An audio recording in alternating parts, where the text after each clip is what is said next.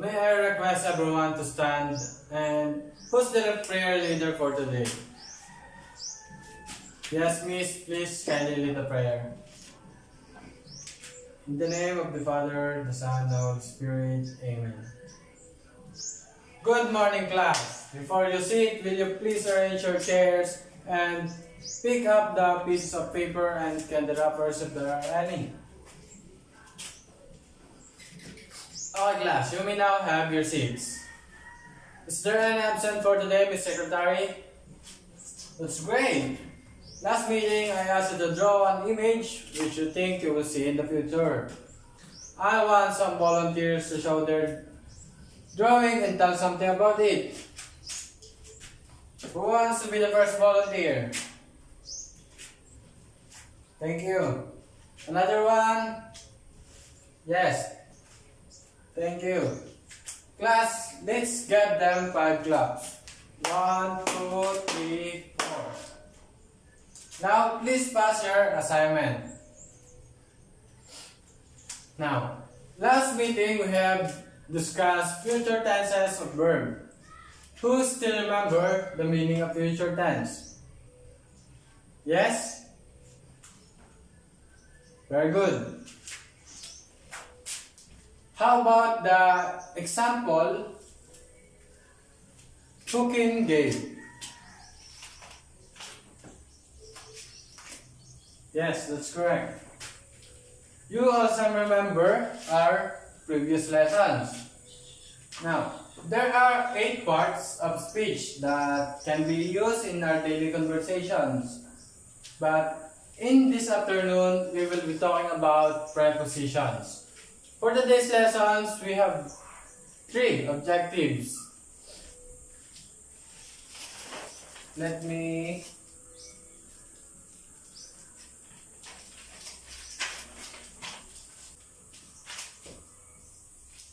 please kindly read the first one.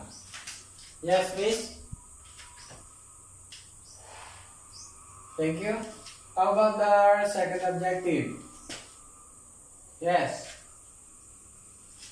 Thank you. And for our last objective, please read. Yes. Thank you. I want everybody to focus to make this objective successfully. There are 8 parts of speeches, but for today's lessons, let us focus on one of each part, which is the preposition. I know that some of you are already familiar with this, so now let us have brief discussion. Are you ready, class? So now, fasten your seatbelts and let's begin.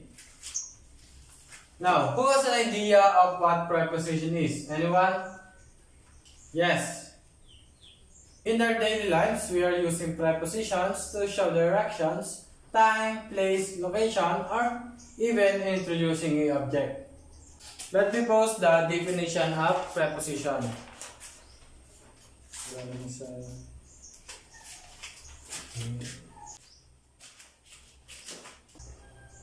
Preposition is a word or group of words used to show directions, time, place, location, spatial relationship, or to introduce an object.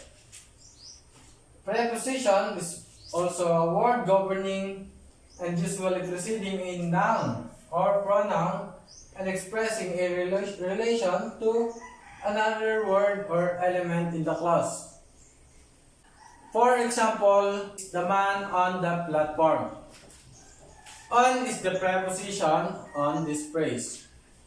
Since you already know the meaning of preposition, let us now know its types. The first one is simple prepositions.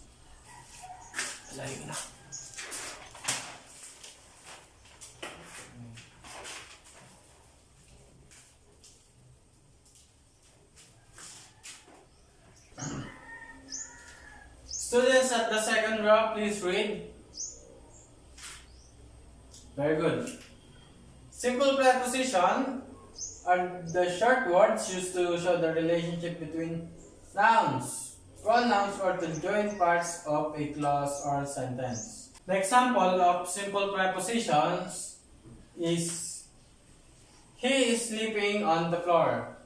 The simple preposition here is the word on. Next type is the double prepositions.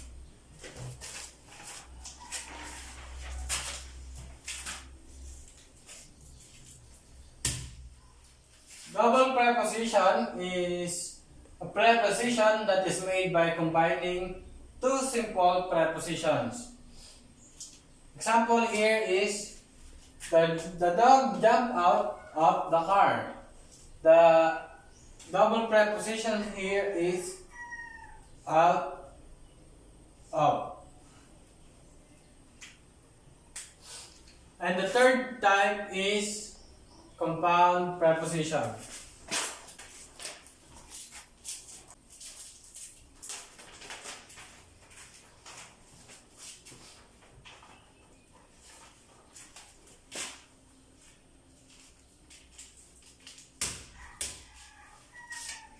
Compound prepositions is formed through the conjunction of a non-prepositional word in a simple preposition.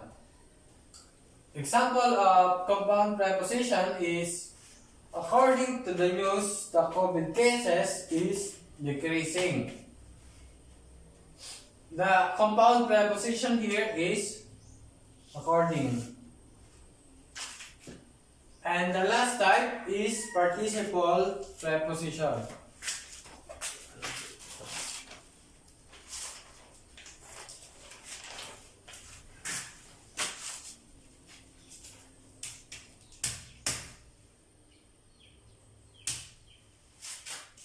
Participle prepositions have endings such as ed and ing. For example, is assuming, bearing, considering, during, given, notwithstanding, provided, regarding, and respected. The example of participle preposition is, the baby cries during the day and sometimes at night. The participle preposition here is during. Is there any clarifications or questions regarding this topic? If none, let's move on to our group activity. I will group you into three. The students at the first row will be the group 1, and the second row will be the group 2, and the last row will be the group 3. Before you proceed to your respective group, please listen first to my instructions. Each group will make a short script that will include prepositions, and you will present it in the class by role playing it. Okay class, your 10 minutes of preparations are done. Group 1, please present your presentation. Thank you. The next one, group 2. Thank you. And the last group. Thank you. Based on our discussion a while ago, now that we are just discussing our lessons and everything is clear to you, I will ask you some questions. Based on your understandings, how will you define prepositions? Yes. Preposition is a word or group of words used to show directions, time, place, or location. And who can enumerate the 4 types of prepositions? Very good. Now that we are already done discussing our lesson and everything is clear to you, get 1/4 sheet of paper and your ball pen and answer this. All together read the first directions. Thank you. You have 5 minutes to answer this and start answering now.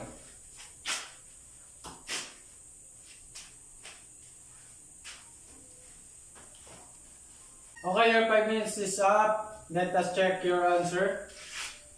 Exchange your papers with your seatmates. Who wants answer number 1? Yes, correct. Upon is the preposition in the sentence. Who wants to answer number 2? Yes. On is the preposition, and it is simple prepositions. And for number 3, in is the prepositions, and it is also a simple preposition. And for number 4, during is the preposition, and it is a participle preposition. And for the last one is in front,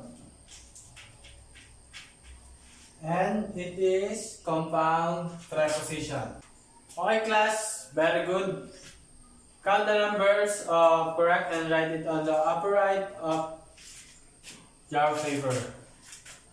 If you are done, you may give it back to the owner. Look at 5. Raise your hand. Very good. 4, 3, 2, and 1. Very good. Now, pass your paper forward properly. Class, times is almost up. But before we end, I would like you to make a travel vlog, and precision should be present at your work. Let's call it a day, and God bless class.